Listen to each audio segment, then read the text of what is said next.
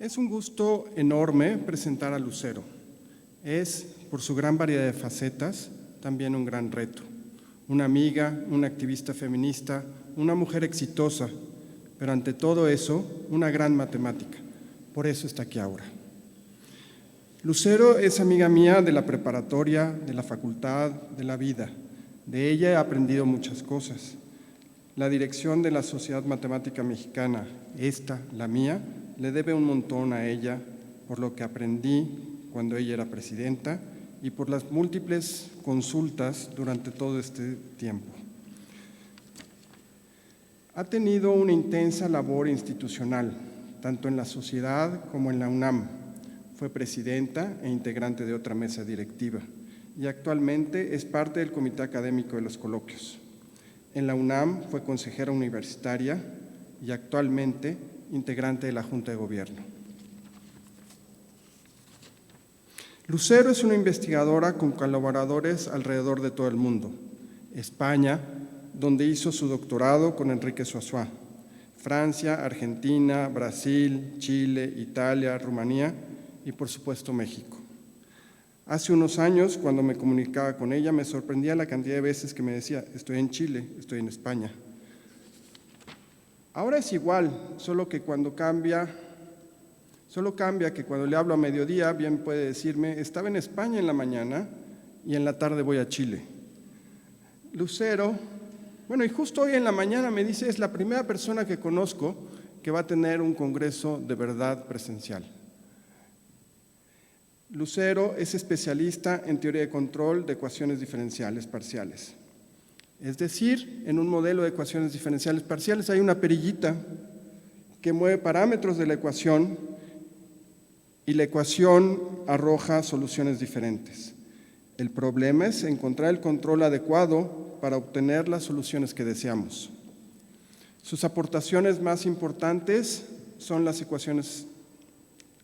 resultados en ecuaciones diferenciales acopladas, que vagamente quiere decir que el control se aplica a una ecuación que afecta a otra ecuación, que es la que finalmente estamos interesados.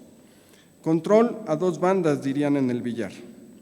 Lucero tiene más de 40 artículos con más de 600 citas.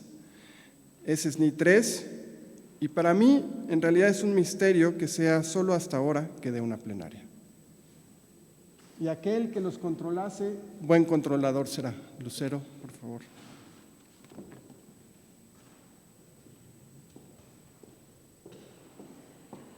Muchas gracias, Renato. Bueno, pues es la primera conferencia que doy híbrida. Aquí tengo como 10 personas en el público y los que estén en internet, que no tengo ni idea de cuántos sean. Y bueno, pues muchas gracias, Renato, por la presentación. Gracias a los organizadores por haberme invitado a dar esta plenaria. Y la verdad no voy a ser muy técnica, voy a intentar ser lo más divulgativa posible. Entonces, la primera parte pues va a ser bien platicadito y ya al final sí voy a hablar más de las cuentas que yo hago y de las cosas que hago así en detalle. Pero bueno, espero que todo el mundo pueda quedarse con una idea de lo que se hace en control. Y bueno, voy a empezar con una frase que viene en un libro de historia del control en ingeniería. Y la voy a leer, bueno, todos la pueden leer desde sus computadoras, pero yo se las voy a leer. Y dice, si cada uno de los instrumentos pudiera realizar por sí mismo su trabajo, cuando recibiera órdenes o al preverlas, para nada necesitarían ni los maestros de obras de sirvientes, ni los amos de esclavos. Y no es que me haya vuelto esclavista. Esta frase, si avanza, no avanzó, perdón, es de Aristóteles, o sea, es de 4 siglos antes de Cristo, ¿no? Donde sí era lo común que hubiera esclavos, pero para mí significa como la naturaleza del ser humano, querer modificar nuestro entorno. Y la teoría del control se trata justamente de eso, de querer modificar nuestro entorno.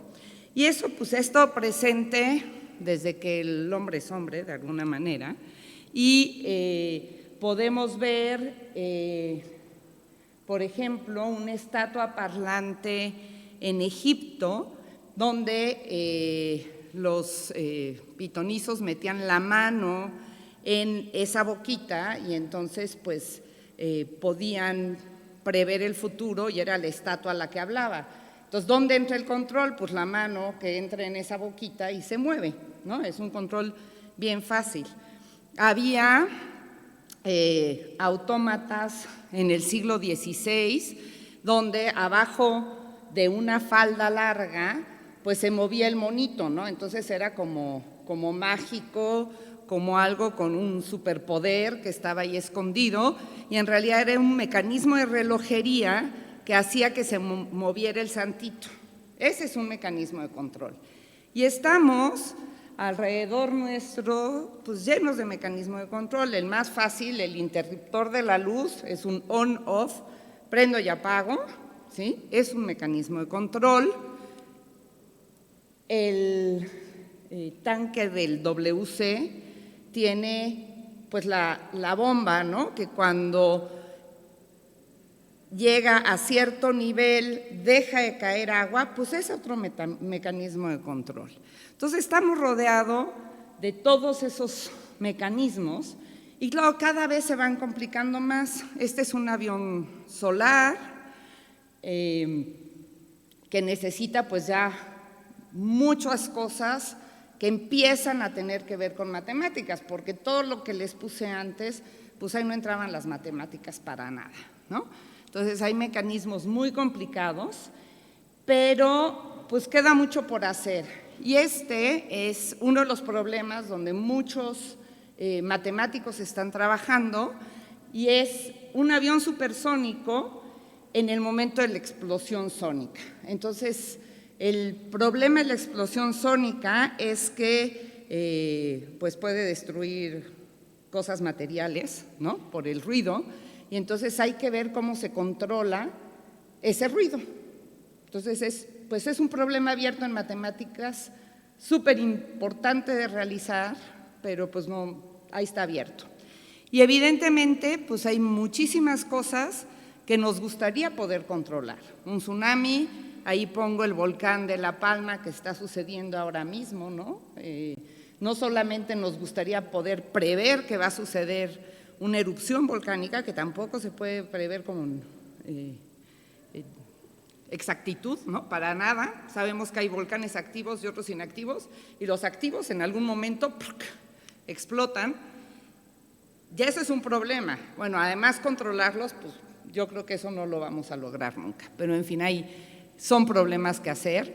Y bueno, pues ya más reciente, el SARS-CoV-2, la figura de abajo es una célula infectada por SARS-CoV-2, el de arriba es el ébola, pues que son cosas que nos gustaría poder controlar, ¿no? Entonces, bueno, más o menos ahí hay mecanismos de control, pero no se llega, ¿no? A un control absoluto. En realidad, las temáticas de control empiezan con la revolución industrial, con la máquina de vapor, donde James Watt hace un mecanismo que es esencialmente el mecanismo de la olla express. Es una válvula, ¿no?, que tiene dos bolitas y que van girando conforme va saliendo el vapor. Entonces, cuando hay más vapor se abre y cuando hay menos se cierra. Entonces, estas válvulas bajan o suben. De todas formas, ahí no hay matemáticas involucradas, son mecanismos que tienen que ver más con la ingeniería, ¿sí?, con el ingenio. Pero hay muchos temas que se pueden manejar donde ya se va a ir involucrando las matemáticas, como la autorregulación, el desempeño óptimo, el que tengan una velocidad constante, ¿no?, el que eso no se haga un desastre. Ahí les voy a enseñar, ese es un sistema, bueno, a los que están en internet todavía no lo ven, bueno, ese es un sistema sin control, es un perrito corriendo hacia donde quiera ir, es una solución de una ecuación que va hacia donde quiera y uno no hace nada, ¿no? No está haciendo nada. Y enseguida, eso soy yo controlando mal a mi perro, pero eso es esencialmente lo que hace un mecanismo de control. ¿Lo puedes poner por fuera? Eso. Ok. Entonces, bueno, como les venía diciendo, el control en un origen era una problemática que venía de la ingeniería y ante sistemas cada vez más complejos empiezan a hacer falta las matemáticas. ¿Por qué? Bueno, porque la experimentación es imposible o muy peligrosa. Cuando nosotros en una ecuación vemos que algo tiende a infinito, pues tiende a infinito y ya, pero cuando en la ejecución de eso tiende a infinito, hace boom, explota. Entonces, pues hay que mejor empezar de otra manera, saber si lo que queremos hacer se puede hacer o no. Entonces, la experimentación a veces es imposible. Dicen, ay, bueno, con las computadoras que hay hoy en día, pues simulación, sí, nada más que la simulación puede llevar muchas horas, puede tener un costo de cómputo muy grande y se viene otro problema de control relacionado con correr simulaciones o con computadoras, la temperatura. Hay que lograr mantener las computadoras en una temperatura baja y es un problema de control adicional muy importante actualmente. Entonces, tampoco es cierto que podamos simular cualquier cosa. Entonces, pues lo mejor es intentar hacer un modelo matemático de la cosa con la que estemos trabajando, hacernos una pregunta, decir, ¿puedo hacer tal cosa? Y si la respuesta matemática nos da esperanzas de que eso se pueda hacer, pues intentar implementarlo, ¿sí? Entonces, es un camino que a veces, pues sí, para el baño, pues no hace falta, para el tanque, la cisterna del baño, no hace falta hacer un modelo matemático. Hace miles de años, no sé si miles, pero como 2000 años que existe el mecanismo para el WC y se implementó hace 3 siglos, ¿no? Más o menos, 2 siglos. Entonces, bueno, pues ahí hay un proceso que tiene que ver entre experimentación y cómo se aplica, y hay otras partes pues donde no, donde tenemos que realmente meter toda la maquinaria que nos da las matemáticas. ¿Cómo en qué? Pues en clima, en petróleo, si le cambian a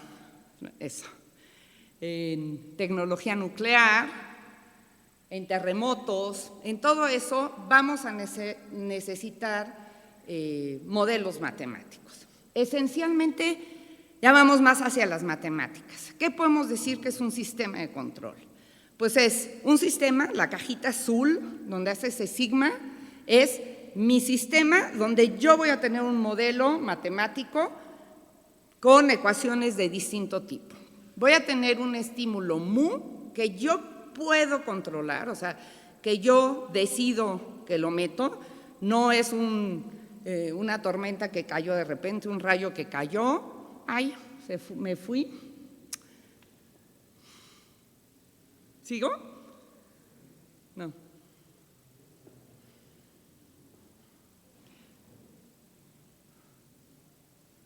Se paró la transmisión en vivo para los que están acá que ven caras raras. Yo estoy viendo lo que...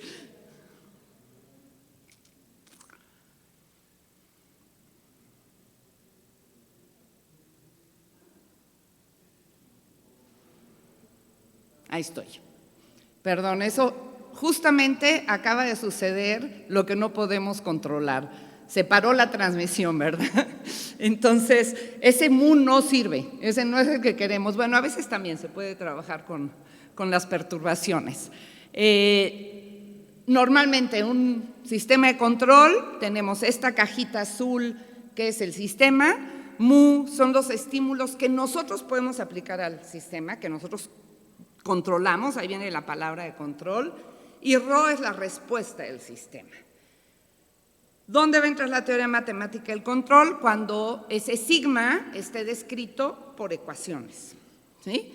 Hay distintos tipos de ecuaciones que pueden modelar nuestros sistemas, pueden ser ecuaciones diferenciales ordinarias, parciales o estocásticas. Y lo que buscamos es que este sistema tenga una respuesta que nosotros establecemos. Está bien. Vamos viendo problemas concretos ya, un poquito más hacia las matemáticas. Hay como dos líneas generales en control. Uno es el control óptimo y otro la controlabilidad. Ahorita vamos a hablar un poquito de lo que es el control óptimo. ¿Qué se pretende? Se busca minimizar o maximizar una función que dependa de nuestra solución a una de estas ecuaciones que puse, ¿sí? Entonces, buscamos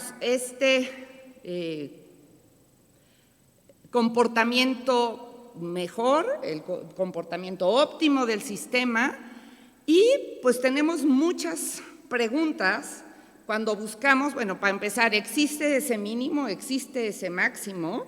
Si no existe, ni para qué seguimos, ¿no? Bueno, si existe, ¿es único?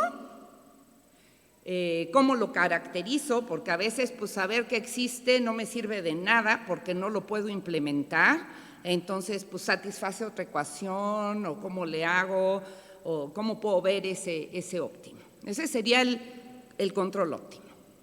Entonces les voy a poner un modelo que trabaja un grupo de colegas míos en la Universidad de Sevilla, donde trabajan con terapias para crecimiento de tumores en el cerebro. Entonces, ¿qué es con lo que ellos trabajan? Pues buscan estrategias para dar una quimioterapia que sea de una manera óptima. Y ahí hay que trabajar entre dos equilibrios, ¿sí?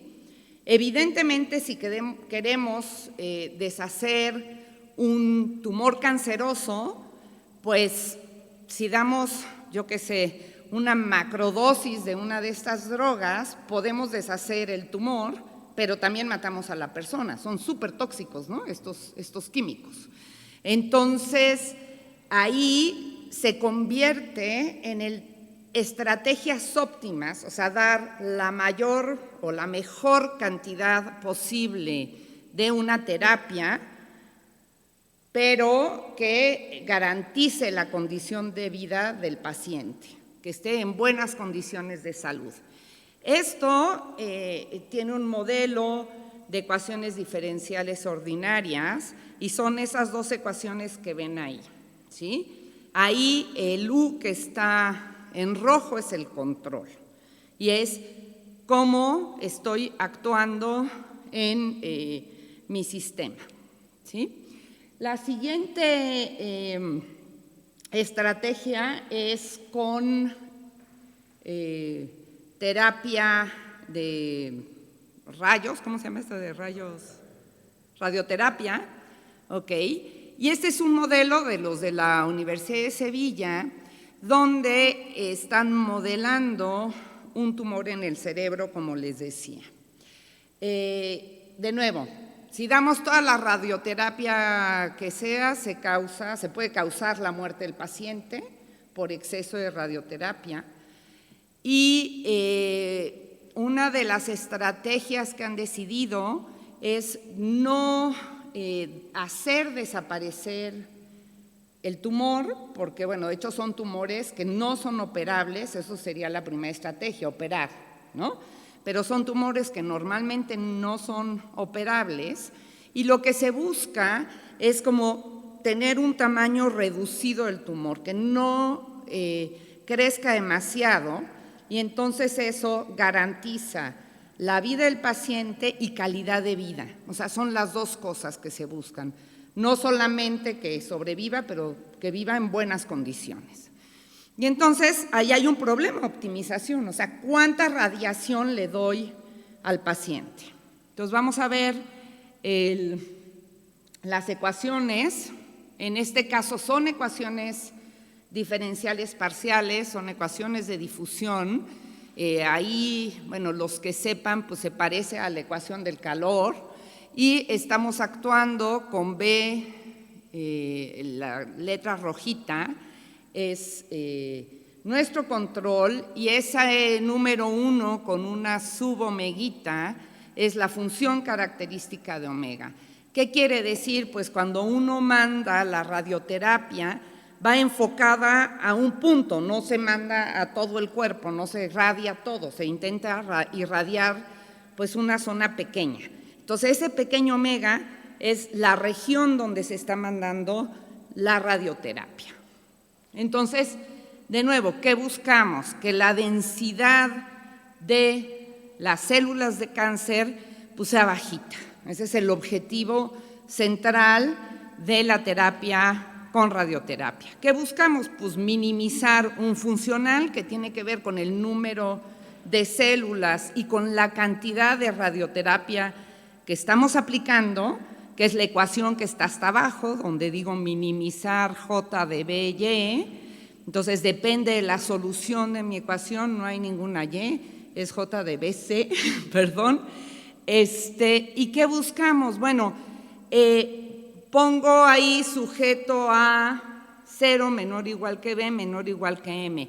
No puedo dar cualquier radiación, o sea, eso está acotado. Necesitamos un máximo de radiación. Y también necesitamos que el promedio de la radiación, eso es lo que quiere decir, es integral doble sobre pequeño omega, esté acotado. Y por un número que conocemos. Lo conocen los médicos, pues yo no, pero los médicos sí. ¿Sí? Bueno, entonces, ¿qué es lo que se hace? Ahí está el modelo bidimensional del cerebro y vamos a ver aquí un videíto donde se ve cómo crece el tumor, es un modelo de cómo crece el tumor sin terapia. En línea no se está viendo. A ver, no, ese es el anterior. Ese, a ver si pueden verlo. Ahí está, ahí estaba. Perdón. No, la siguiente, ahí. No se ve. Sí se ve la imagen final, no sé por qué. Bueno, si quieren pasamos al siguiente video. En ese es el video de el crecimiento tumoral con ya la radioterapia. Bueno, pues lo siento, no se vio muy bien. Aquí en la pantalla la conferencia presencial sí se está viendo. Van a volverlo a intentar. No, la siguiente, esa, por favor. A ver si, ahí está. Bueno, lo verde es la zona de cómo crece el tumor. No se vio el proceso de cómo va creciendo, pero la región verde es el tamaño del tumor sin terapia 180 días después de haber detectado el tumor. La siguiente, por favor. ¿Esa? ¿Le pueden picar ahí? Pues tampoco se está viendo. Bueno, ahí sí quedó un segundo la imagen del tamaño del tumor con la terapia, es el modelo al aplicar la terapia. Y bueno, pues se ve mucho más chico el tumor.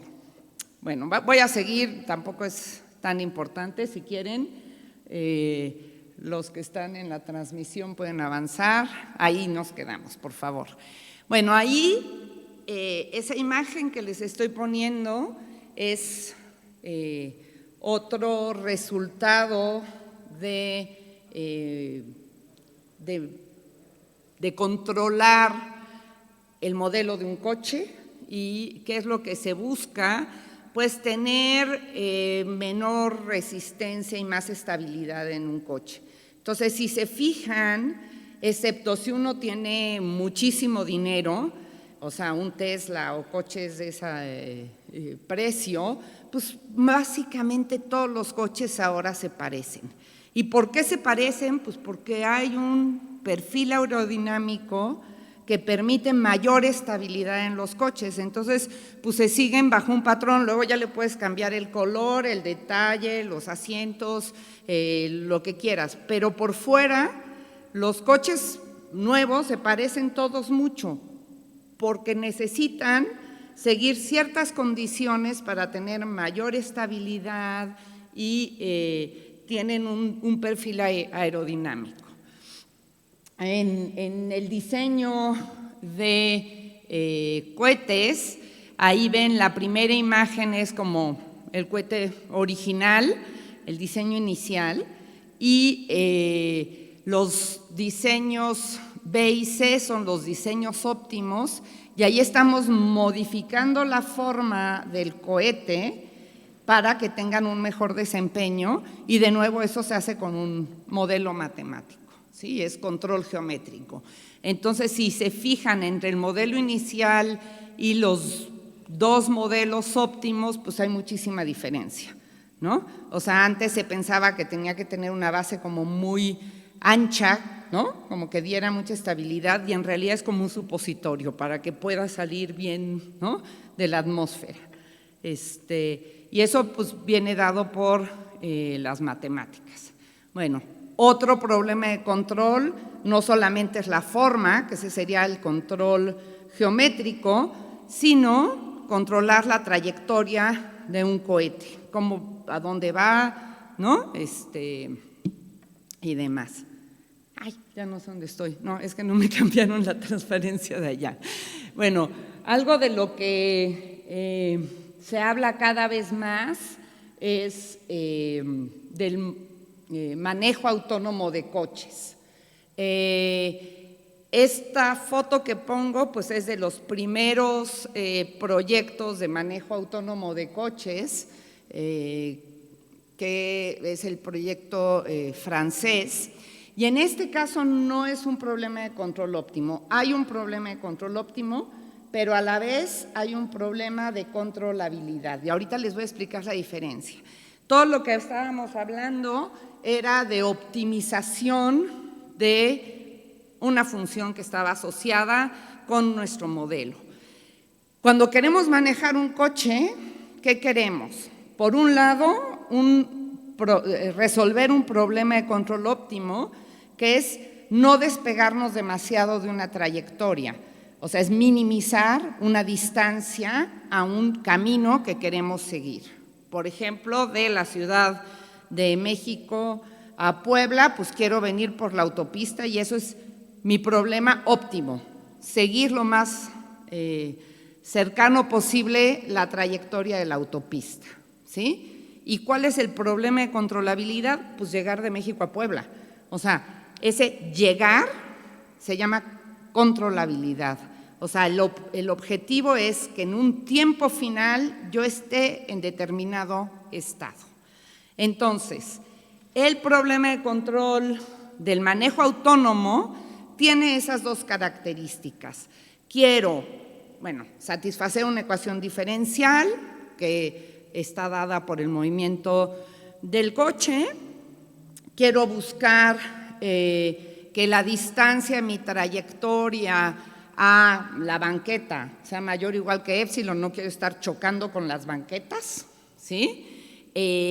Tengo una velocidad máxima, eso quiere decir que u de t es menor o igual que una constante, y que tengo pues dos objetivos. Uno, llegar, o sea, es x de t igual a x sub t, ese es el objetivo de controlabilidad, y quiero minimizar el camino, o sea, es minimizar el supremo entre x de t y x gorrito de t.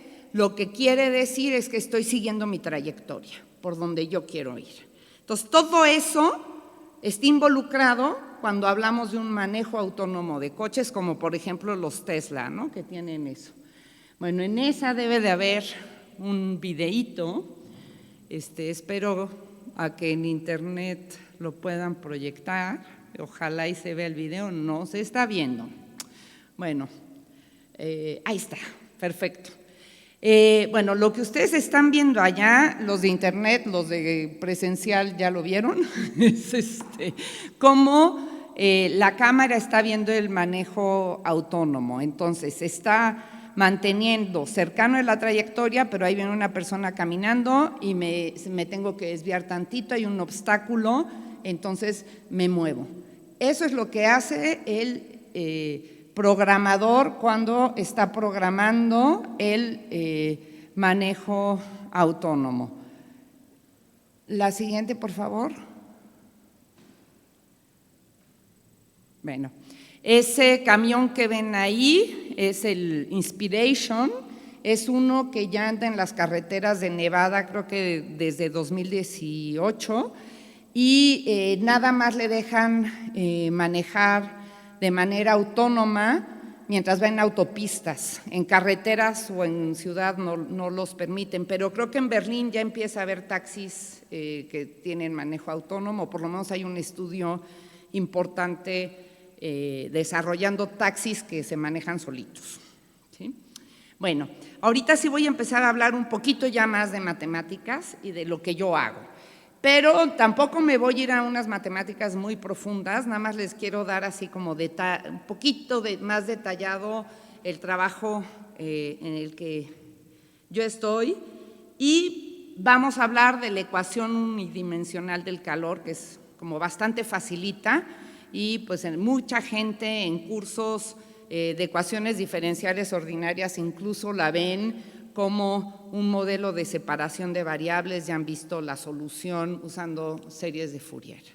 Entonces, ¿qué es lo que buscamos? Tenemos esta ecuación, que es la ecuación del calor, y si yo no hago nada en esta ecuación, no estoy haciendo nada, y la estoy dejando evolucionar a lo largo del tiempo. Entonces, de un dato inicial y super 0, llego a un y de t en un tiempo t positivo. Y no he hecho nada, o sea, en esa ecuación está la derivada temporal menos el laplaciano, menos dos derivadas respecto al espacio igual a 0, condiciones de frontera igual a 0 y mi dato inicial, no he hecho nada. Consideramos, bueno, pues para los que no sepan, datos iniciales en L2, que son funciones de cuadrado integrable. ¿Qué vamos a hacer? Bueno, pues vamos a actuar en esta ecuación, o sea, este es el estímulo mu que les había puesto en la cajita azul, y en realidad tengo este intervalo 0pi y yo estoy actuando en la región rojita, que es en el omeguita. Quiere decir que cuando yo caliento el comal en la estufa, pues la zona de calor pues no está cubriendo todo el comal, nada más estoy en una regioncita, ¿sí? Entonces puedo actuar en una parte chiquita del dominio, bueno, chiquita o grande, pero en una parte del dominio. Entonces, cuando yo actúo así, pues mi solución, que ya depende del control H, pues puede variar mucho de la que habría sido libre sin hacer nada. El perrito que va corriendo en la carretera solo o el perrito con la cadena, ¿sí? Es un poco esa imagen. Bueno, vamos a tener distintos conceptos de controlabilidad. El más débil es el que lo que estamos exigiendo menos al sistema es lo que se conoce como control aproximado. ¿Qué quiere decir eso? Es que si yo tengo un dato inicial y uno final prescrito, yo quiero caer cerca de ese estado final prescrito en una vecindad de radio épsilon. Y si yo para todo épsilon positivo puedo caer en esa vecindad de radio épsilon, pues digo que es aproximadamente controlable, ¿sí? Para todos datos iniciales y finales en un espacio adecuado, que es L2 de 0pi. Ese es el concepto de control aproximado. tenemos otro concepto que es más fuerte, que es llegar a cero. Exactamente. O sea que cuando pasó un tiempo T mayúscula, yo llegué exactamente a cero. ¿Por qué me interesa el cero? Pues porque es un estado estable del sistema y como yo digo, apago la luz y me voy y no va a pasar nada, ahí se quedó, ¿sí? No va a haber una explosión, no va a haber una cosa rara, simplemente ahí se quedó. Entonces es un estado que en particular nos puede interesar. Ya hay otro concepto que es el más fuerte, que es el de ser exactamente, no, esto es exactamente controlable a cero, es que vamos desincronizados en internet y acá, perdón. Y el ser exactamente controlable es cuando puedo llegar exactamente a ese estado final que yo había prescrito. Entonces, primero había sido aproximadamente controlable, quedarme en una vecindad de radio épsilon de ese estado prescrito, y el exactamente controlable es así, llegar directito a ese estado, ¿sí? Entonces,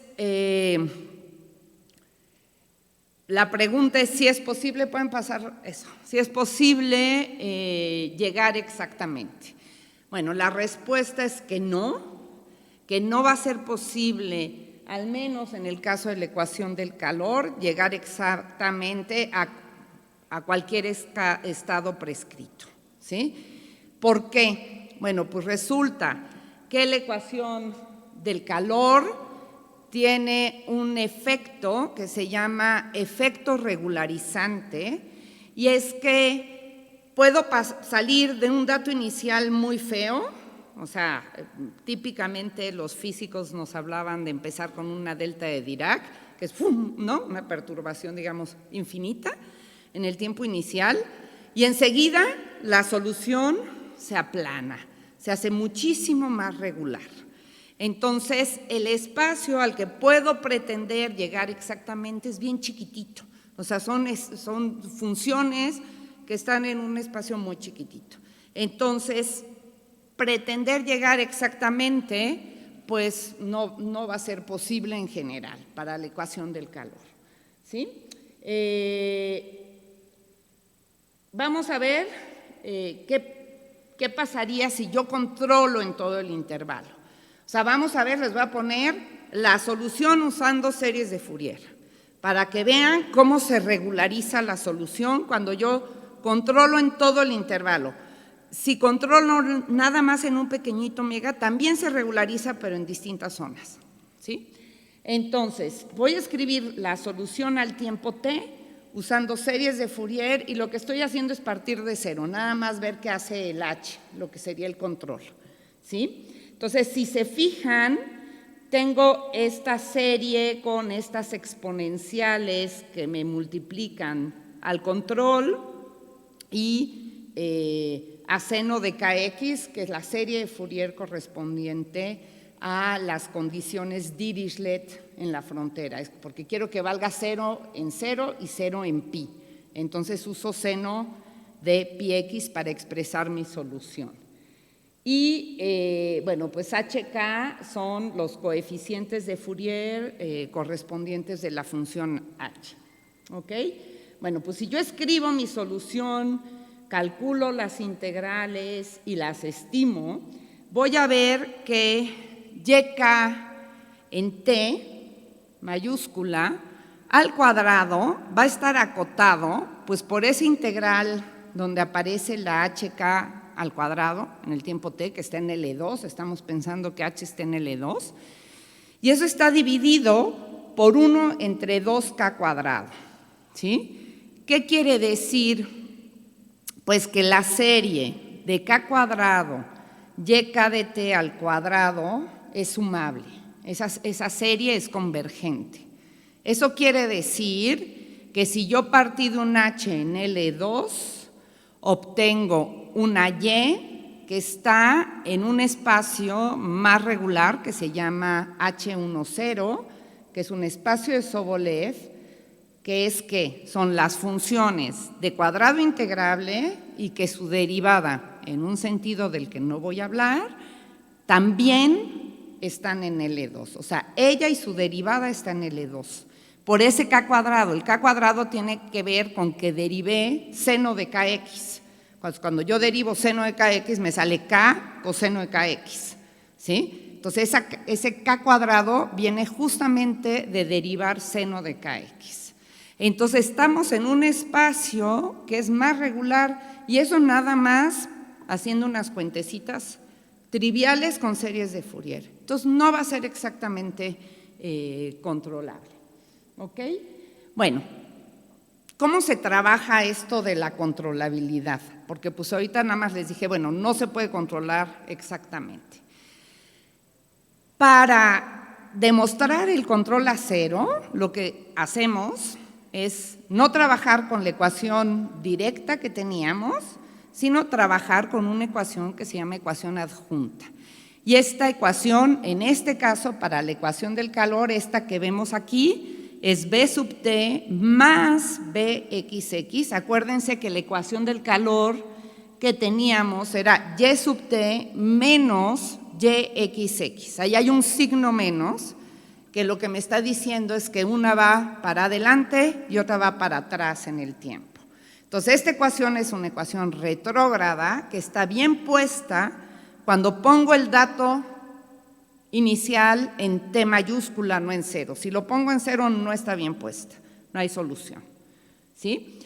Bueno, se puede demostrar de distintas maneras que la ecuación del calor que puse es controlable a cero, y ahorita ya me voy a la controlabilidad a cero, porque ya sé que no es exactamente controlable, pero bueno, puedo preguntar si a lo mejor no a todos, pero sí a cero, si demuestro esa desigualdad que está ahí.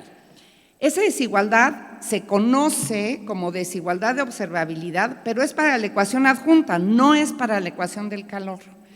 ¿Y qué estoy diciendo? Estoy viendo a la solución de la ecuación adjunta en el tiempo t igual a cero. Acuérdense que empecé en T mayúscula, o sea que voy de T mayúscula hacia atrás al cero, y estoy observando su norma al cuadrado, digamos, por una constante veces. La integral de 0 a t, ahí el tiempo no modifico nada, sobre pequeñito omega, donde omeguita es mi región de control.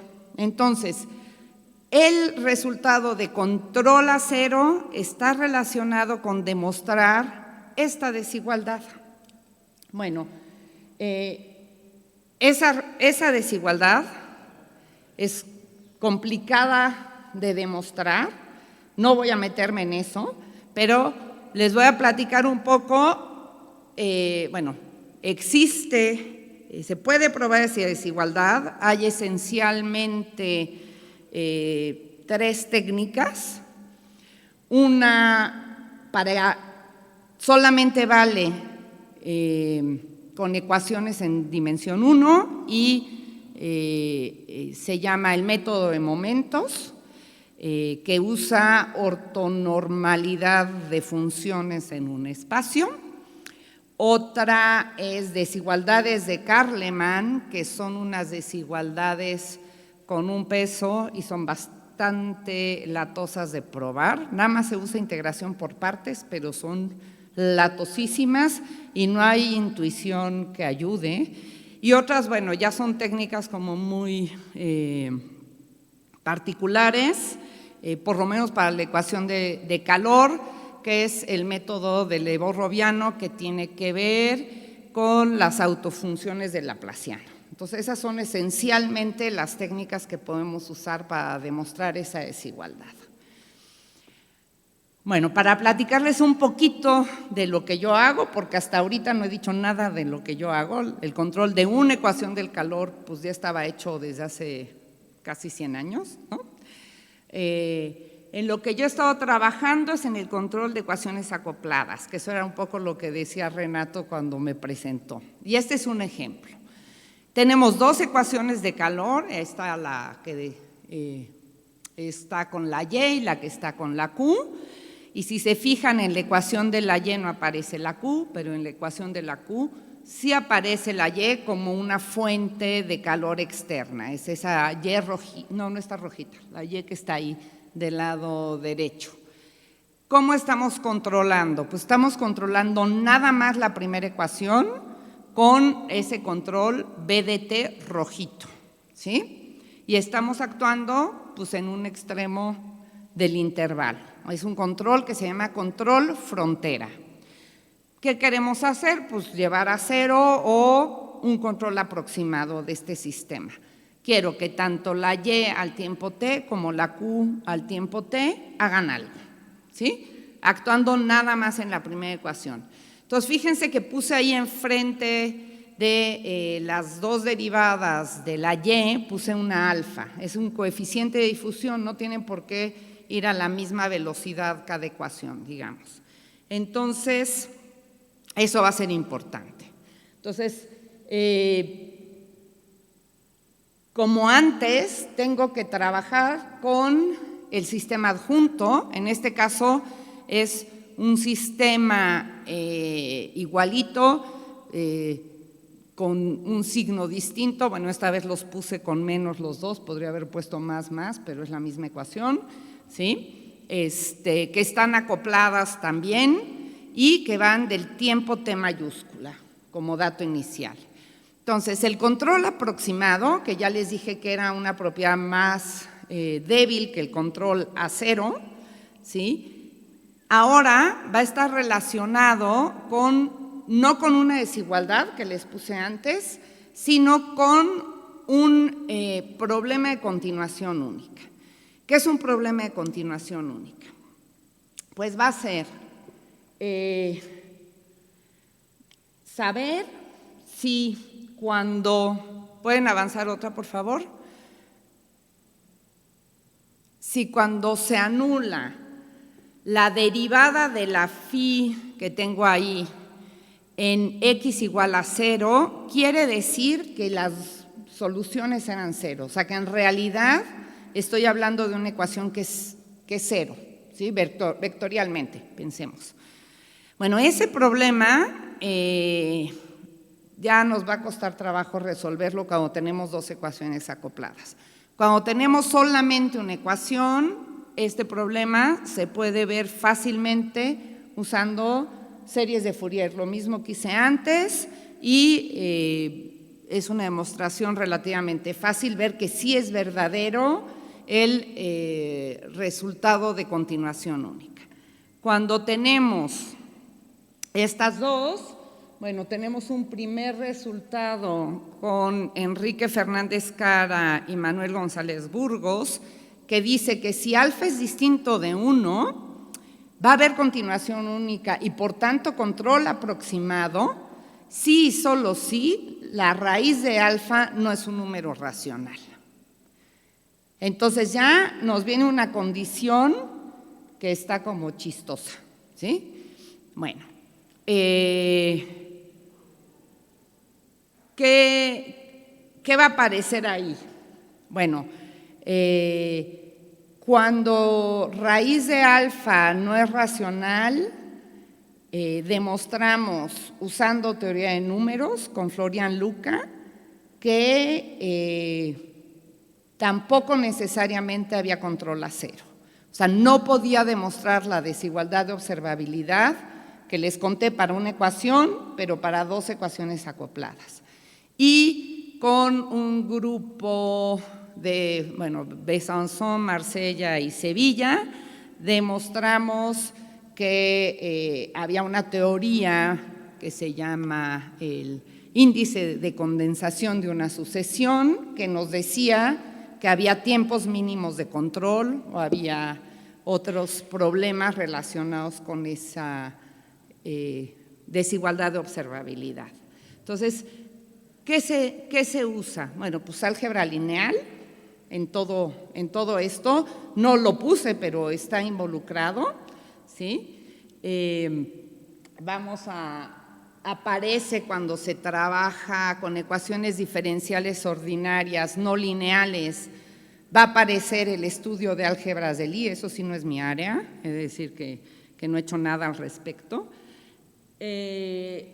aparece análisis funcional, se usa el teorema de Hambana, teoría de funciones convexas, optimización, puntos fijos como material para la teoría del control.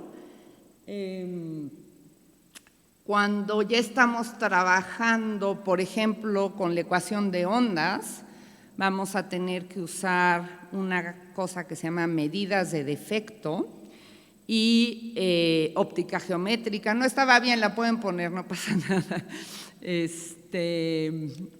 Avancemos.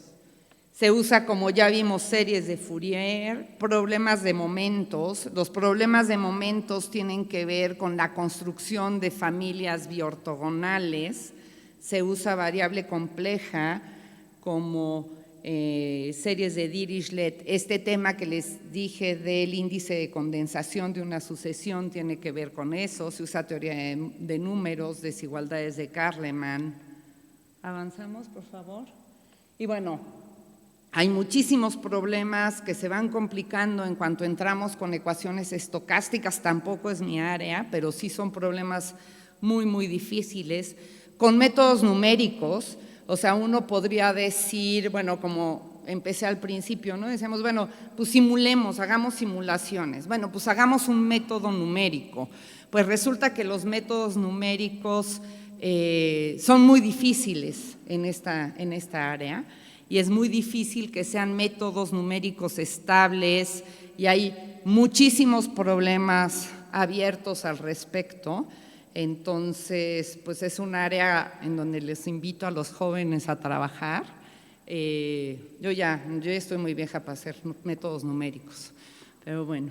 Ecuaciones con retardo, por ejemplo, es todo un desafío y pues lo que se ofrezca esta semana. O sea, realmente, en teoría del control, según la ecuación que queramos trabajar, vamos a necesitar técnicas distintas y como pues yo les digo a mis alumnos, no puedes decir, ay no, a mí la teoría de números no me gusta, ¿no? Pues eso yo no quiero hacer nunca en mi vida, pues te apareció en un problema que tú ni te imaginabas que te iba a aparecer, ¿no? Entonces, bueno, pues no, cuando uno se dedica a las matemáticas, pues a veces hay que usar de donde ni se imaginaba que tenía que utilizar, ¿no? Nada más algunas conclusiones para terminar. Pues a lo largo del tiempo se tienen mejores descripciones de los fenómenos físicos, químicos, biológicos que tenemos, pero eso requiere herramientas más complejas, necesitamos matemáticas mucho más fuertes, ¿sí? Mucho más duras, cosas que no se sabe. Muchos de los problemas interesantes se requiere de modelos buenos. La parte de modelaje, yo no he hecho nunca modelaje, bueno, sí he intentado, pero la verdad soy un fracaso. Me falta saber mucha física. Eso me habría gustado que en la carrera fuera obligatorio, por lo menos algo de mecánica. Me van a golpear por ahí, pero bueno, hacer buenos modelos es importantísimo, ¿sí? Tener más resultados teóricos y, como les decía, las soluciones numéricas se vuelven un tema muy complejo y que hay que estudiar. Necesitamos información cualitativa y cuantitativa de las propiedades del control y hay mucho que hacer. ¿Y por qué ecuaciones diferenciales parciales? Pues porque nos mejoran estos modelos y podemos hacer más precisas la descripción de cosas que están sucediendo, ¿sí? Y ¿como para qué? Pues para entender, describir y modificar cosas que están sucediendo. Entonces, bueno, pues yo los invito a trabajar en todas estas áreas y colaborar y platicar con los colegas, ¿no? Que es muy importante. Bueno, esta nada más era para terminar, pues nada está en control, pero ahí lo intentamos. Muchas gracias.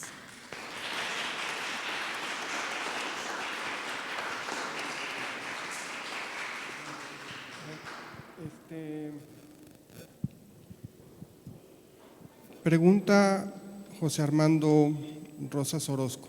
¿Para qué se utilizaba el parámetro alfa? Me imagino que es el del acoplamiento. Es de la difusión, tiene que ver con la velocidad de difusión de la ecuación. Tiene que ver, son parámetros físicos normalmente y pueden, por ejemplo, tener que ver con cómo se mueve una población de bacterias en el medio ambiente, el coeficiente de difusión, o con el material donde se está difundiendo el calor, ¿no? ¿Y este era el alfa que necesitabas que fuera irracional? Sí, sí, ese era el alfa que necesitaba que fuera irracional en una de las ecuaciones. Sí. Si los dos tienen el mismo coeficiente de difusión, sí hay control a cero. Ahí sí, incluso a cero. ¿Ya hay detrás algo que dijeras como movimiento periódico y cuasi periódico? Ay, no, que yo sepa, no. No hay nada. No porque sé. eso suena mucho, ¿no? Bueno, ok. No sé. Alguien más preguntaba, pedía que si podíamos poner el video de los tumores, se pondrá en el enlace. Y bueno, muchas gracias, Lucero. No, pues muchas gracias excelente a ustedes. plática. Y muchísimas gracias a TV WAP, muchísimas gracias por la transmisión. Y nos vemos, sigan con el Congreso. ¿Otro anuncio? Otra pregunta, acaba de llegar.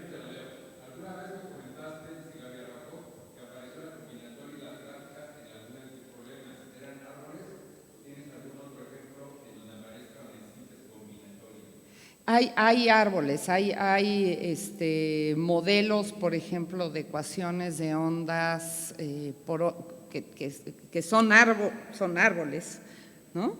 Y sí está relacionada la combinatoria con ese tipo de modelos. Tiene más que ver con el modelo que con una técnica para resolver un problema como es en el caso que puse aquí, que pues realmente la teoría de números está sirviendo para resolver el problema. En el caso de combinatoria, lo que yo he visto es que el modelo en sí ya tiene la combinatoria involucrada, ¿no? Pero pues sí son problemas que tienen que ver, hay muchos problemas que tienen que ver con fluidos estructuras, y las estructuras tienen que ver con árboles, por ejemplo, ¿no? O sea, esas estructuras físicas pues están relacionadas con la combinatoria y sí hay mucha relación, pero tiene que ver con el modelo. Sí, Rubén.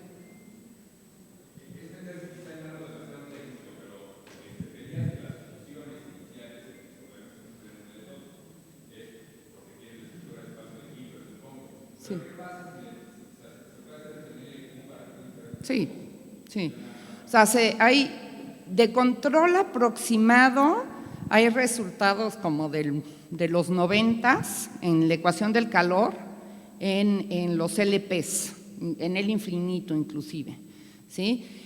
Ya para control a cero, en realidad lo que pasa es que por este efecto regularizante, tú puedes empezar en un LQ y ya estás, ¿no? En un instante después, así, te vas a L2 y ya está, ¿sí? O sea, en el caso de la ecuación del calor, si estás trabajando con otras ecuaciones, pues por ejemplo, ondas, yo no he visto nada en LPs. Calor sí, pero ondas siempre es en Hilbert. O sea, estás en espacios de Sobolev, de hecho. Pero Hilbert, o sea, es H1, H2, H-1, o sea, estás en esta gama de espacios. Bueno, pues muchas gracias, Lucero. Muchas gracias a todos.